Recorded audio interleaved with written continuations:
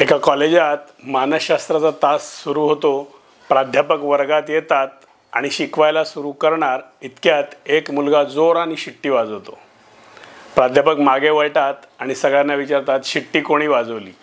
त्याच्यावर सर्व वर्ग गप्प बसतो. प्राध्यापक हातातला खडू खाली ठेवून देतात आणि म्हणतात, आजचा तास इथेच संपला, पण वेळ वाया जाऊ नये म्हणून मी तुम्हाला काल रात्री माझ्याबरोबर घडलेला एक किस्सा सांगतो. किस्सा म्हणल्यावर मुलं सरसावून ऐकायला बसतात. प्राध्यापक म्हणतात, काल रात्री कंटाळा आला होता म्हणून मी माझी चारचाकी बाहेर काढली, पेट्रोल भरलं आणि दूरवर ड्राईव्हला गेलो.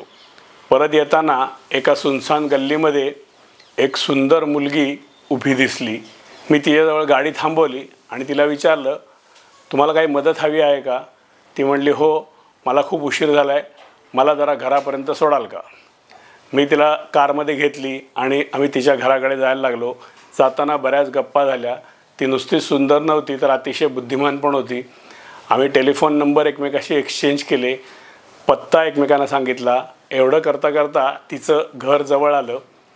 घर जवळ आल्यावर ती उतरताना मला धन्यवाद म्हणली आणि म्हणली, अहो, तुम्हाला सांगायचंच राहिलं, तुमच्याच कॉलेजात माझा धाकटा भाऊ पण शिकतो आणि आता आपली चांगली मैत्री झालेली आहे, तर माझ्या भावाची जरा काळजी घेत जा, त्याच्यावर जरा लक्ष ठेवा. मी तिला विचारलं, तुमच्या भावाचं नाव काय? त्यावर ती हसून म्हणली, अहो, नाव सांगायची गरजच नाही, त्याचं एक अत्यंत सुंदर स्किल आहे ज्याच्याने तो अख्ख्या कॉलेजमध्ये फेमस आहे. तो अतिशय सुंदर शिट्टी वाजवतो.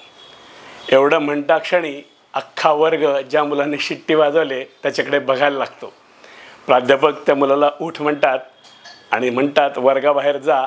माझी मानसशास्त्राची पदवी मी कॉपी करून मिळवली नाही तर अभ्यास करून मिळवली.